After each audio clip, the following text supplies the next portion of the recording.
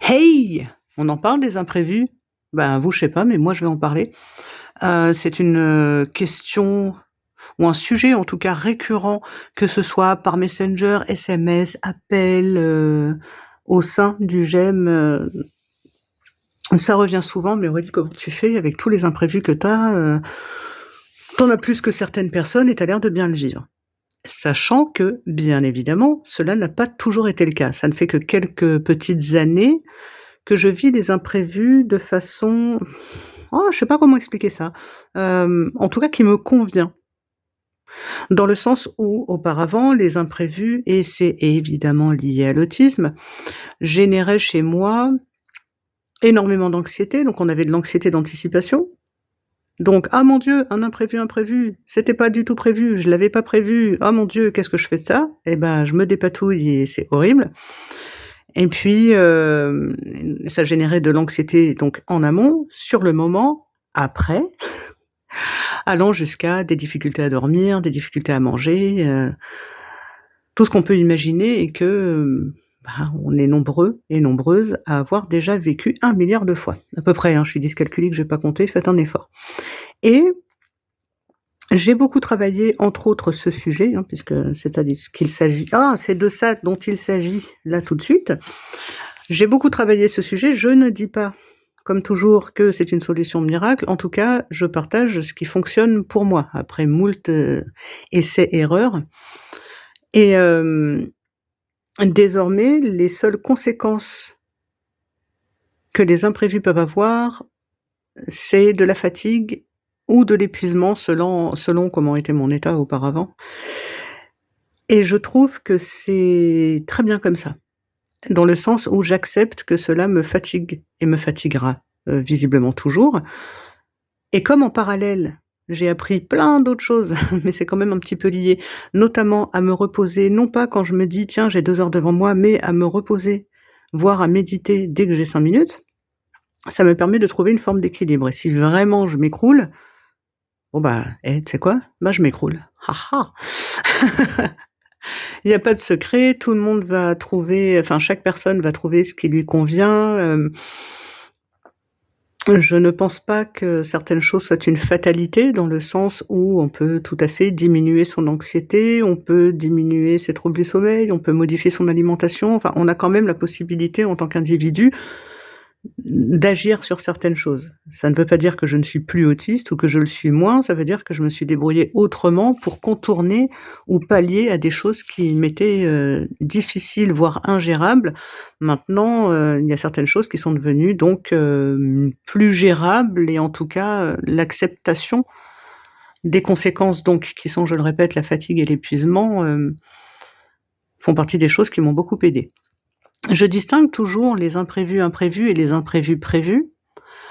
Imprévu, c'est vraiment tu as l'impression d'avoir pensé à tout et bim, il t'arrive le truc improbable et l'imprévu prévu, c'est: ça, il y a une probabilité que ça arrive, je le garde dans un coin de ma tête». Je fonctionne, toujours ainsi, mais sans que ça génère de l'anxiété. Il m'arrive de plus en plus souvent de vivre les choses telles qu'elles se présentent, en étant beaucoup moins, quasiment plus dans des ruminations ou dans de l'anxiété d'anticipation de type: «S'il y a ça, je vais faire ça, s'il y a pas ça, je vais faire comme ci et s'il y a pas encore ça, je vais faire comme ça et au cas où il y a ça, ça et ça». Je pense que l'expérience, en tout cas les expériences, mes expériences ont beaucoup aidé, m'ont beaucoup aidé en tout cas. Par exemple, aujourd'hui, je ne sais pas quand sortira le podcast, mais nous sommes mardi. Mardi je sais plus quoi, quelle est la date Aurélie? Fais un effort. Mardi 24 septembre. Mardi 24 septembre, 22h36 très exactement.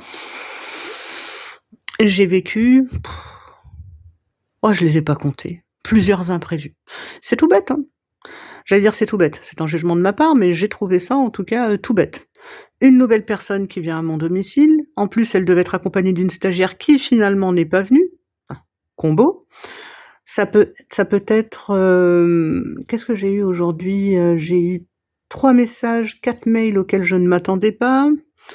Voilà, ça peut être des petites choses comme ça, ou ça peut être carrément de plus gros imprévus. Après, on met le jugement qu'on veut là-dedans, on a chacun notre référentiel. Et je me suis dit: «Tiens, bah, ça n'a fait que confirmer mon expérience d'aujourd'hui n'a fait que confirmer mes propos précédents, c'est-à-dire qu'en prenant les choses telles qu'elles sont, en évitant de les juger hâtivement ou d'avoir un envahissement émotionnel de type, anxiété, panique et cetera, les choses se déroulent mieux, je les vis mieux et mes relations aux autres vont mieux également. La personne, elle débarque alors qu'elle devait être 2. Je dis: «Bah, tu es venu tout seul, parce que» qu'est-ce que j'ai sorti comme phrase? Un truc parce que j'ai beaucoup d'humour et d'autodérision, mais je sais plus ce que je lui ai dit, un truc du genre, «Bah, tu es venu tout seul parce que tu as laissé l'autre qui t'a gonflé, sur le bord de la route». Et la personne rigole, et me répond: «Non, c'est vrai qu'elle est pas venue, j'ai pas eu de nouvelles, gna gna gna». Et en fait, ça s'est enchaîné tout seul, alors qu'il y a quelques années, je me serais dit: «C'est pas normal, elle devait être 2, la personne est seule», et j'aurais buggé, en fait.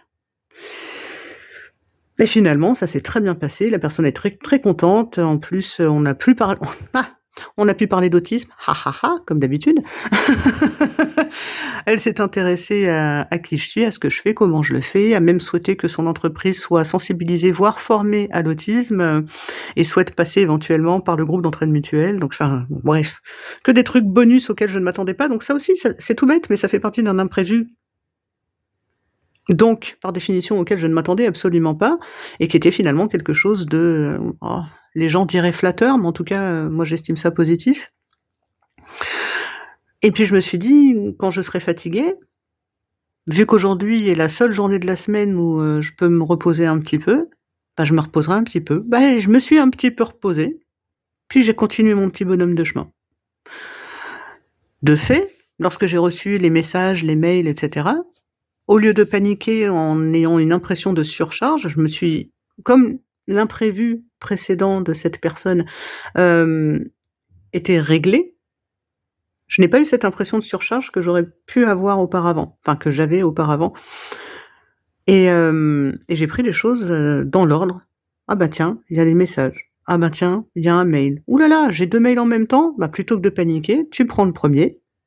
Qu'est-ce que c'est? OK, tu réponds. C'est quoi le deuxième? Très bien, tu réponds. Tu poses ton téléphone et tu vas faire autre chose. Tu re-regarderas tes mails si toutefois tu as une réponse, enfin vraiment de façon beaucoup plus cool. Ça veut pas dire que je n'ai plus du tout de handicap ou que enfin ça rien à voir, j'ai déjà entendu ça, quelqu'un m'a dit: «Ah ouais, on dirait que tu es plus autiste». Ah bon? Mais je corresponds pourtant toujours aux critères de diagnostic, j'ai toujours mes routines, c'est juste que j'ai fait en sorte qu'elles ne soient envahissantes pour personne de mon entourage. J'ai essayé de réduire ça à l'essentiel et bref, je fais mon petit bonhomme de chemin et en tout cas, je trouve des alternatives qui, moi, me conviennent. Tout ça pour dire, je ne suis pas un cas isolé. Nous sommes, je ne sais pas combien, toujours pareil, hein, j'ai pas fait les comptes, je suis pas allée vérifier, mais je ne suis pas un cas isolé, je ne suis pas non plus un exemple. En tout cas, je suis un exemple parmi des milliers d'autres de personnes, autistes qui vivent des choses et qui ont fait avec et qui essaient de faire autrement ou de mieux vivre les choses ou de changer des choses de façon concrète dans leur quotidien. Et pour moi, ça marche plutôt bien. Je ne sais pas du tout, comme d'hab, si ce podcast vous aura été utile, vous aura donné des pistes ou vous aura fait réfléchir, ça ne j'ai envie de dire, à partir du moment où je fais quelque chose, que ce soit, artistique ou pas, je pose ça là, le reste ne m'appartient plus. Enfin, ne m'appartient pas, finalement. Toujours pareil, hein, pour les personnes qui m'ont écouté, un grand merci. En même temps, je peux pas remercier les personnes qui m'écoutent pas, ça n'a aucun sens. Moi, je dois être fatiguée. Oui, je rigole beaucoup toute seule, je parle beaucoup toute seule et je le vis très bien et ça m'amuse. Donc, je disais quoi? Je disais quoi? J'ai pas de TDAH pourtant. Qu'est-ce que je disais? Hein? Bon, bah, merci encore et n'hésitez pas évidemment, que ce soit sous la vidéo, que ce soit sur les réseaux sociaux, par mail, par téléphone, pour les gens qui ont, mon numéro et cetera. Si vous souhaitez échanger à ce sujet, au sujet des imprévus, hem, de façon plus profonde, hein, là j'ai abordé ça de façon superficielle, pour aller vite. Mais si c'est un sujet qui vous intéresse, on peut échanger et peut-être ensemble, trouver éventuellement des alternatives, voire des solutions. Ou même, si vous avez mis en place des choses tout à fait personnelles qui fonctionnent pour vous, je serais ravie, d'échanger à ce sujet également. Donc, pour la énième fois, un énorme merci et puis surtout à très vite.